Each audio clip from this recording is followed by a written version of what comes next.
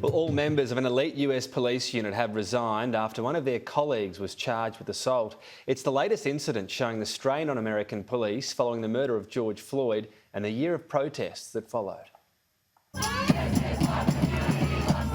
When news of the murder of George Floyd spread, it sparked protests across the world. Portland, Oregon descended into chaos.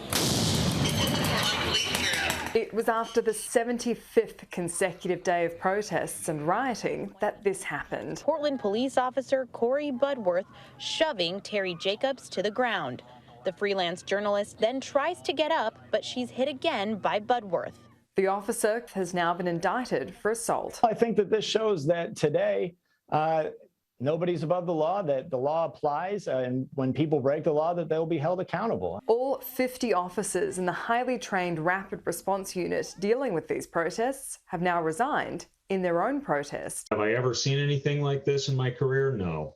I don't think any of us have. The Portland Police Association saying, unfortunately, this decorated public servant has been caught in the crossfire of agenda-driven city leaders and a politicised criminal justice system. This really has very deep roots in really unbelievable things that they have been exposed to and subjected to over the last 14 months. You know, if you put a human being through what they were put through, that takes a toll. This is just the latest incident showing the strain on police forces across the country. Meanwhile, in Washington, D.C., the push is to increase accountability of police officers. A bill backed by Joe Biden has stalled in the Senate. The main complaint of Republicans is that it would lower the criminal intent standard from willing to knowing or reckless behaviour.